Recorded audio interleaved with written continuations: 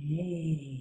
Okay, hello and welcome to another one in the series of the Power of Us pod. And US, us means universal streamers. It could be, universal source. But the power of us coming together to use our voice and to speak. And it's beautiful to be in the room here with Emily Doe again and our guest, Bruce Cryer. So welcome, Bruce.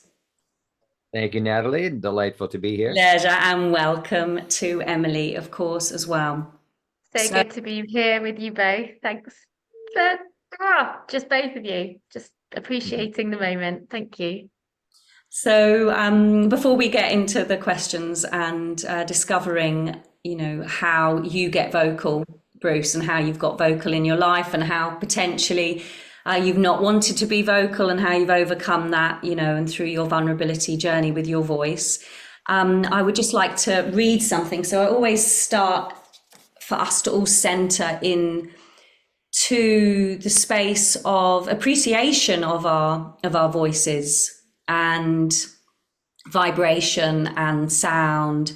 And a word that I learnt only yesterday, which is learning to take our sonic vitamins, which are the words by Erica Longden in this book that I'm reading. So, yes, it is a case of being in tune. When you find your own note, your place in the symphony of life, you will come into holistic resonance and become your own healer. Why? Because everything is vibration. When you find harmony, you allow sound health. So thank you to Erica for taking her time to write this incredible book, which I'm enjoying very, very much. Finding sound health through vibration, through frequency, through the voice, and finding those moments to pierce through the fear and doubt into empowerment with our voice. So I love you, Bruce, to start off with sharing with us an experience that helped you to step into your true power with your voice, and how that helped to shift you on a personal level. Absolutely. Well, thank you for this opportunity. Thank you for being the loveliness that you are, Natalie, and Emily as well. I've known her a little bit longer than you, a month or two. You know, I grew up in a family of singers, but I didn't think of myself as a singer. I just thought of myself as a kid who played trumpet and liked American sports, and was much more politically conscious than a lot of kids my age, marching against the war in Vietnam. I'm of that generation. But the moment I'm thinking about, actually, even though I became a singer and a professional singer, performed on Broadway, performed 800 performances in a show in New York City, 800 every night I had to sing no matter what, and do everything else you have to do in a show. But actually, the moment I'm thinking of was much later in my life, where I'd kind of given up that career completely. I'd shifted into a complete focus around health and wellness, and specifically about the heart. And I'm one of the creators of an organization some of your audience may know of, called HeartMath Institute. And I was leading many programs all over the world. I have been to the country of your births 60 times at least. I love UK. I was told by a friend of mine in the UK that I'm actually English, that I was stolen by American parents very young, but that's why I get on so well with all the English people that I know. So who knows? Who knows? But anyway, the point of that story was that at a certain point in my life with HeartMath, probably 10 years in, I knew, as because I'd been on stage so much, 800 in one show and many other things around the world, that I was comfortable on stage. I was comfortable playing a role. I wanted to not just play a role anymore with my voice and with myself. I wanted to speak from my heart. And while I felt I was a very good presenter, facilitator, teacher, whatever word you may want to call it, I also felt like I was not connecting as deeply as this other guy that also worked at HeartMath, who had some level of depth and sincerity, which was just drawing people in. I thought I was really good at explaining, and I'm articulate and I'm interesting and all this stuff. But at some level, I felt like I'm not connected enough to my heart. And here I am, CEO of HeartMath. facing that reality that there's a whole nother level of real connection to my heart, but not just connecting to my heart, actually speaking from my heart. And I just began to try to explore what that literally felt like when I'm speaking from, I'm putting my hand on the center of my sternum, speaking from here, as opposed to speaking from my heart, but more in the head, in terms of my thinking or emotion or whatever. And that was the journey. That was not instant. It wasn't like suddenly, oh, wow, everybody's responding to you so differently. But it was a qualitative process of what does it really feel like to not just feel physically or speak physically from the heart. That's one aspect of it, obviously, but it's a whole nother aspect to feel connected and speaking from the core of who I am. And that just took a while. And there were many phases of this. And little by little, I felt like I feel like I'm connecting more. The way people look at me, the way people respond to me, there's another level of looking in to me and experiencing something about me. Before that, they had me kind of on a pedestal. Like the thing about New York, that's really exciting and cool, but it's also puts you up on a pedestal. Like, okay, but I can't relate to that. People can't quite relate to what a life in the theater might be like. And then I got really sick. And I mean, it wasn't like the next day, but eventually I got sick. And in the 2-year journey, that was my healing journey. It was cancer. It was staph infections in my blood related to the treatment for the cancer, which is gnarly and life-threatening on its own. There was a lot of phases. My mother passed away. My marriage was ending. I had to have both hips replaced. Other than that, no big deal. And as I came out of that, I realized I had to talk about this to some degree. I'm a public figure. I'm speaking to various groups on Zoom, in person, all over the world. I need to be open. I need to speak from my heart about this. And if I can help one person through my vulnerability, and the cancer is bladder cancer. So for men, what I experienced and continue to experience occasionally is as rough as it comes relative to our manhood, being a man and all that.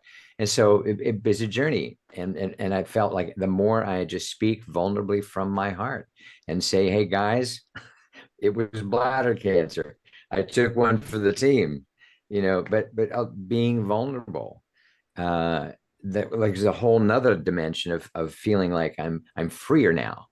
I'm freer to speak what I want to say without fear of the response, but rather if I'm speaking from my heart, at least I'm connected to that. Everybody's not going to love that. That's really okay. Yeah. Oh, thank you so, so much. Yeah, I love yeah, the concept of into me, you see. So getting to that deeper level of intimacy. This is Beautiful. Yeah. this is where I've been in my journey for the last 2 years as well. Um, and yeah, that resonates so much.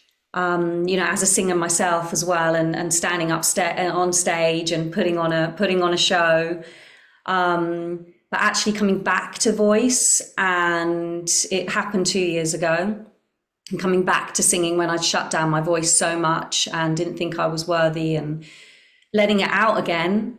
But something did feel really different. Like there was that a glistening of the intimacy, and that I wasn't scared to show that part of me anymore. And I think it's a really big part. Like you said, it's okay if people don't, not everyone's going to like us, not everyone's going to get us. And that's definitely where I'm at now as well, as I stand up and share. It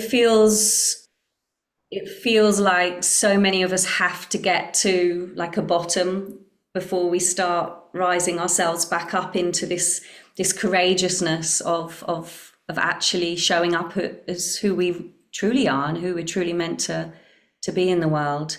So yeah, thank you for sharing. I also have to ask, what show was it, if you can reveal that you sang 800 times? Sure. Yeah.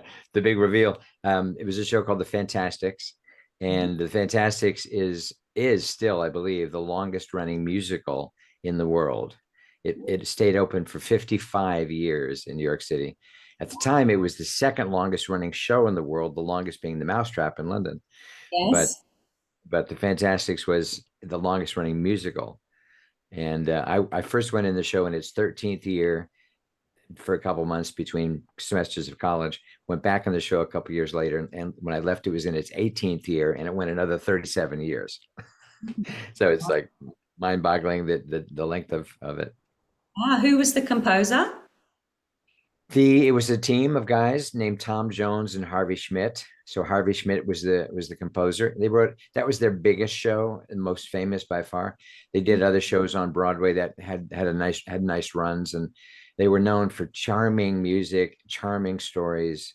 It's a love story about a boy and a girl who live next to each other, and they're trying to get together because their parents don't want them to get together, so they meet secretly across the wall and in the dark, thinking they're being naughty, and really and it's romantic, and then come to find out the fathers have been plotting to get them together by telling them it can't, setting up every possible barrier, knowing the kids will rebel. and finally finally the fathers hire an actor to fake abduct the girl in front of the boy, so the boy has to, who doesn't know about it, the boy has to save her from the villain. And then the fathers can, now they can bless them, and oh great, you can be together, okay. When in fact it was Oh, part of their plan the whole time. And it's just charming. Parents can relate to the show, kids can relate to the show. But the music is hauntingly beautiful. And there was a moment at the end of the show, Natalie and Emily, and which every time I think about it and even start to say it, even though I have not performed it live in the show in 47 years, just thinking about this moment at the end of the show, when then the two characters, they've split up, he's going off to see the world because he can conquer the world, he saved the girl after all, so now he can get out there. Well, it didn't quite work out that way, and meanwhile she's had her heart broken, and they come back together, vulnerable, quiet, kind of beaten down by life, and they see each other. mm, And this, one of the most hauntingly beautiful songs ever written for musicals, it's called They Were You. And it was all about how all those things I thought were out there, mm. they were Boy, you. there we And it is such a touching moment. So yeah, that was the show. thank you. They were you. And I think that message there is that whatever we perceive to chase on the external is, we always come back if we allow ourselves to finding that power within, that it's, I'll bring Emily in here as well, actually, but just I'm intrigued. You told us about that vulnerable moment of having cancer and then going through the healing and then speaking about that journey. But I'm interested. 800 performances. Going onto that stage every day, and knowing what the industry is like, the vulnerability that you faced then as your younger self, you have more awareness of now, as you're sitting here. So the vulnerability of being the performer and being in that same performance 800 times. But anything that comes up around that, because I find it fascinating what that impact is as an actor and a singer, um, being in that. Yes. Well, when I first went in the show, it was literally my summer job between semesters of college, and I had never performed in any show more than three times. And in that 8 weeks that I was in the show, I had to do 64 performances in 8 weeks. I didn't know what I didn't know. So it's like, oh, that sounds fun. Yeah. But then around show seven, where it's like, wait a minute, it's not opening night. There's no excitement of opening night. It's not closing night, so there's no excitement of closing night.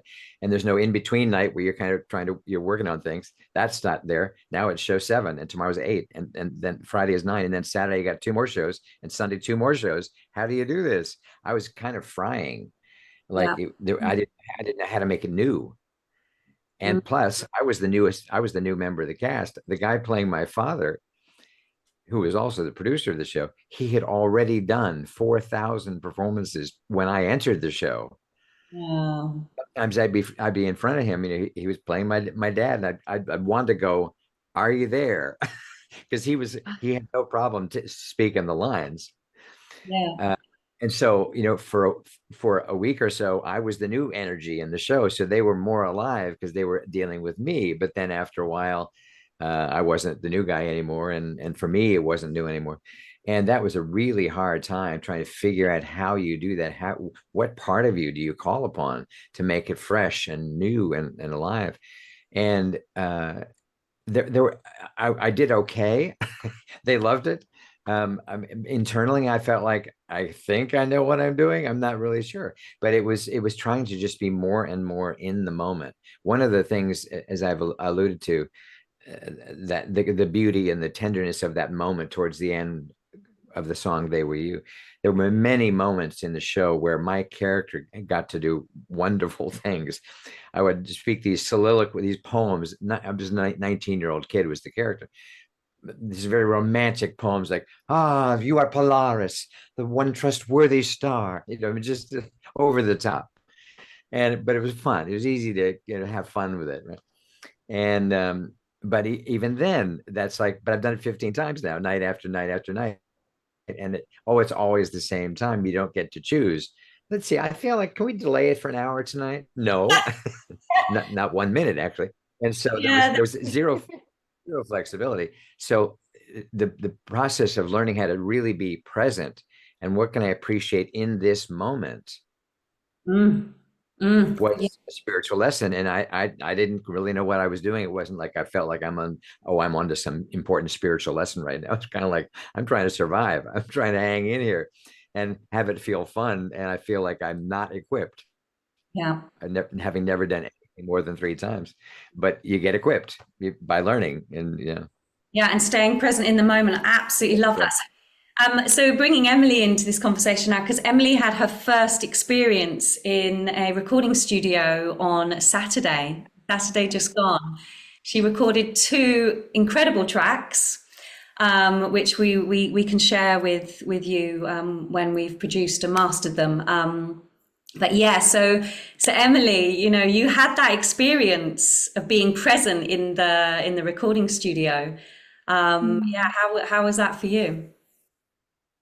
Well, before I say anything about that amazing day that I spent, which I've told this morning to my dear friend and colleague Kristen, possibly the best day of my life Oh. on Saturday. Um, I had such a wonderful time, still riding the high of it now. And just listening to you speak there, Bruce, about your younger self going into that role, that job of being on stage every day, every night, day in, day out, not having that choice. And, the excitement of opening night, the excitement of closing night, and what happens in between. And I had a dream as a child to act, to sing, to go into theatre. And it wasn't my path in the end. It didn't happen for me. And I think there's been for a while there, for quite a while, there was a level of massive disappointment, some shame that I hadn't fulfilled this vision, this dream that I had for myself. But listening to you speak there, Bruce, is really healing because actually I would have been very vulnerable in Mm. that situation. I would have absolutely sold myself out and down the river for the what everybody expected of me. And actually now that I'm coming back around, having done this work over the past couple of years, writing my book, healing from my own story essentially, and uh, allowing my authentic voice to come through, uh, and to share now my creativity with others. I'm doing it on my terms, and it feels so great. It feels so, yeah, I am living my best life, and I'm able to recognize now that, it's all in divine timing. We all have our experiences in this life, and I didn't miss out on anything, actually. So yeah, that was really a great moment to hear you say that, because it was a realization for me that I think I would have struggled with that, Bruce. I think I really would have struggled with the day in, the day out, and the not changing. And I've realized that about myself in the work that I do, that it needs to be ever evolving, ever changing. It's just the nature of who I am.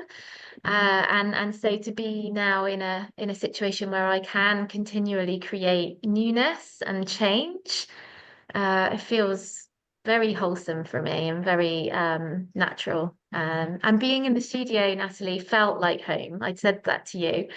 I didn't really have any nervousness.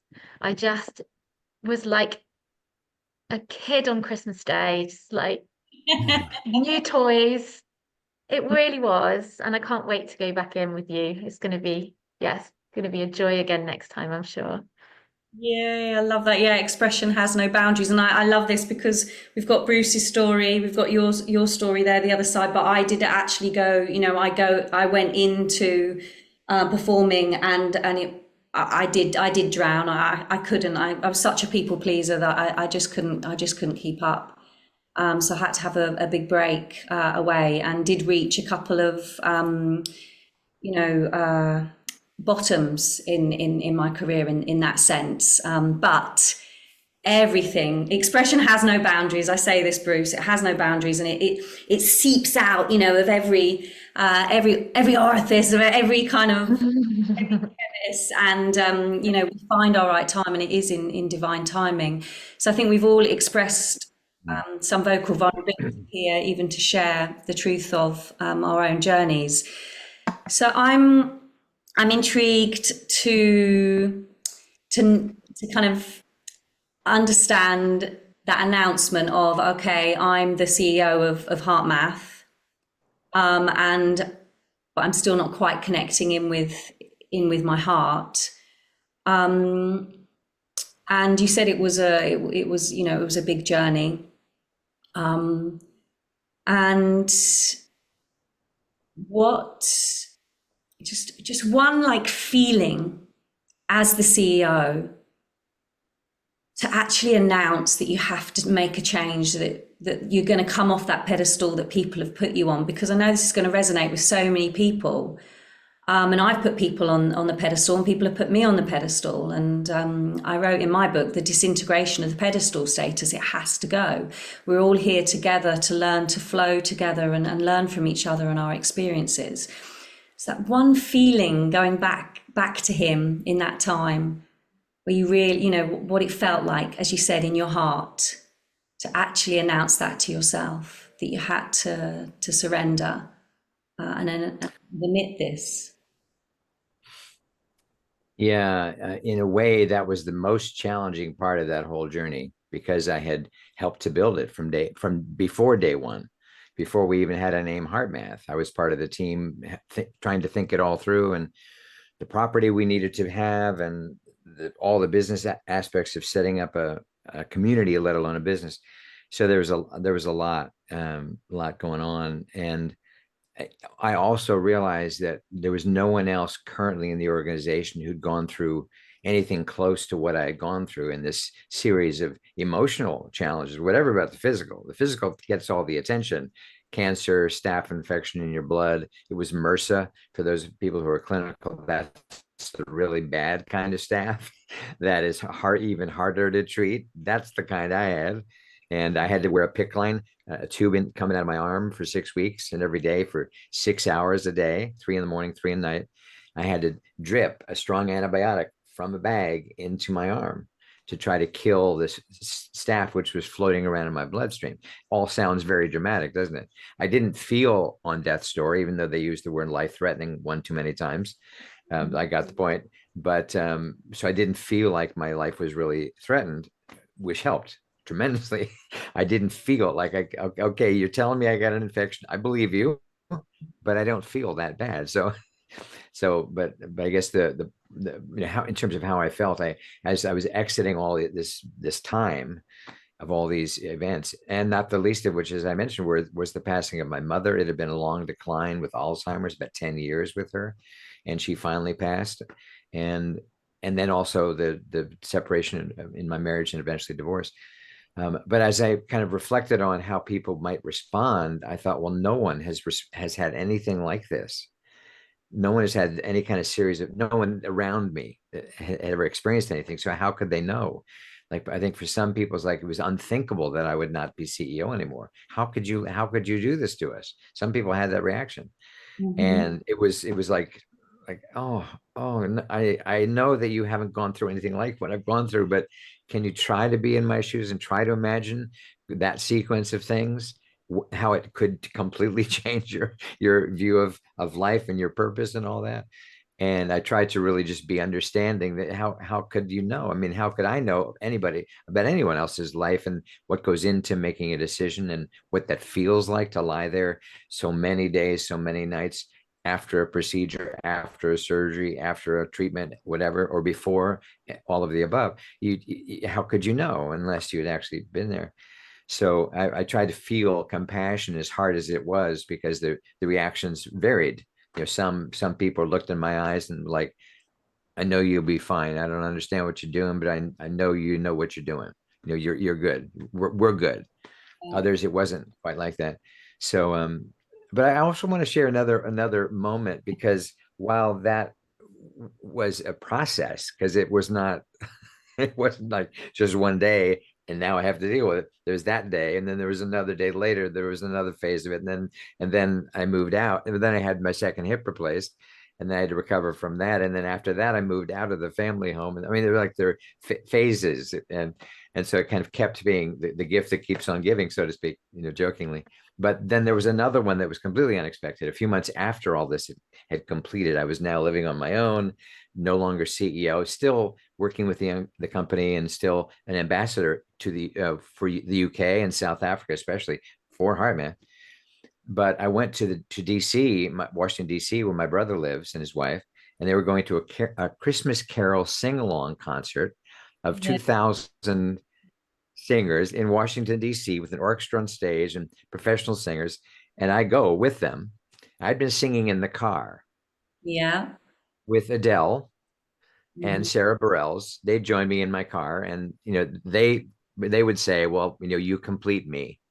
Mhm. And Love I'm obviously totally joking, but it. my point being, that was what I was doing. That was it. Yeah. And so I am singing with 2,000 church choir singers from around the Washington D.C. area, singing our hearts out. And the first carol we were invited to join the professionals to sing was "Joy to the World." Now, "Joy to the World," that's like, you can't not feel joyful with that one. I mean, you got to be made of stone and cardboard to not feel, And so I got up with 2,000 other people and just sang out. I could not hear myself. It was so loud. And I sang unfettered, not unabashed, for sure. And as we were sitting down, the lady in front of me and the lady to my left both turned to me, and they're like, "Who are you? Your voice is amazing." And I literally said back, "Can you hear me? I can't hear me. Wow. I can't tell what it sounds." It was so, the din, orchestra, hundreds of professional singers, 2,000 other singers. But that night, this kept happening. People were commenting to me, and especially the lady right next to me, this little white-haired lady from Virginia, invites me to come sing at her church next Sunday. And I said, "I live in San Francisco. It's a little too far, but thank you so much for the invitation." And then at the end of the night, where the evening is over, I'm full. It was like such a magnificent evening. I realized you have been living in a redwood forest for 35 years, and wow, have you missed this more than you realize. The being in the presence of magnificent musicians, magnificent music, even Christmas carols done well. It's amazing. And this lady is standing there, and she says, the way I've been sitting next to, who had invited me to sing at her church, she says, "I could have listened to you all night. I feel like I know you so well." And it was the second sentence when she said, "I feel like I know you." We had shared a total of two sentences of actual conversation, but she was feeling me going through all these. Oh my God, this is so amazing. It's so nice to sing again. I walk out of the theater, and a voice in my head or in my heart says to me, "Your singing voice needs to be heard in the world again." And I was like, "Okay, I think I can do that." I had no idea what that meant. I had no idea how I would do it. Sarah Bareilles and Adele were in favor of this, by the way. Yes, of course. Yeah, they were like cheering me on. But that's how it began, and then a whole new singing phase began a month later. Turned into a project called What Makes Your Heart Sing. It turned into performing around the world, album of original songs. It turned into recognizing I am one creative person no matter what, and I'm supposed to sing and I'm supposed to dance. And I can dance again on titanium hips as well. And so the real me emerged. Yeah, exactly. Don't that it's exactly how I dance. Yes, that's exactly how I dance. Watch out. I'm the guy with titanium hips. Yeah. I love it. Yeah. Yeah. The emerging artist. I think this what a beautiful story to close on, Bruce, because you're reminding all the parts within, all three of us, to forgive ourselves, that it always comes at the right moment if we listen. The opportunity is there, and that our voices are magnificent, and they are a gift, as we have been born as natural singers, to share that out into the world. And obviously, as we share our voice, we're sharing our frequency, and that's what that woman was feeling. I've definitely moved people to tears throughout my life with my voice performances, and actual fact, the message that came for me as I started to reclaim my space again into the stage, and and being a singer, is that it'd be very selfish for me to keep it to myself. Indeed. Uh, Indeed. yeah. So thank you so much, and I love that we're all on our own journeys with our voice, and this is going to resonate with definitely my audience. I've still got some pupils that I used to teach when I was when they were 11, that are now going through the process that you went through at 19, and they still come back to me asking for support, and it's still kind of the same mental things that they go through in the industry that I went through 20 odd years ago. So it is rewriting these stories.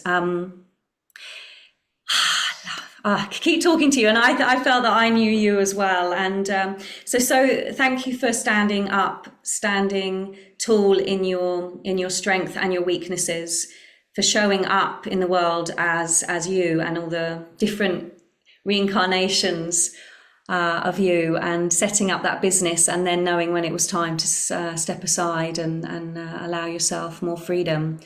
This has been absolutely beautiful. I'm going to finish with another quote that comes in page 3 of the same book.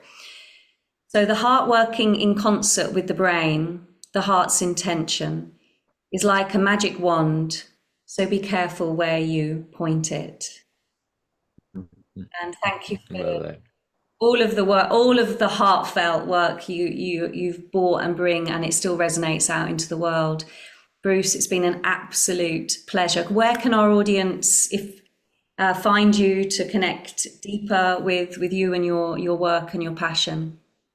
Sure. Thank you. Well, I use my name everywhere. So my website is brucecryer.com. My LinkedIn is Bruce Cryer. My Instagram is Bruce_Cryer. My Facebook is Bruce Cryer. So Bruce Cryer. Now on YouTube, my channel is Renaissance Human 1250 or something like that. Renaissance Human. That's the name of my album.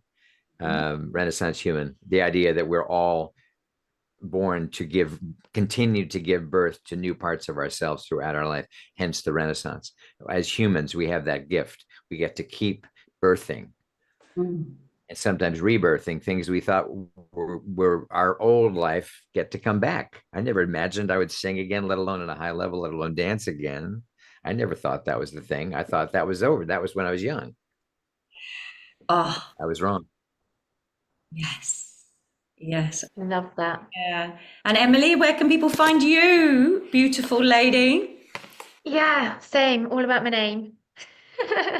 emilydoe.com, emilydoe.dandelion stories, and of course I talk a lot about the whole life cycle of the dandelion and how the dandelion is continually rebirthing itself and going off on new adventures, just like me.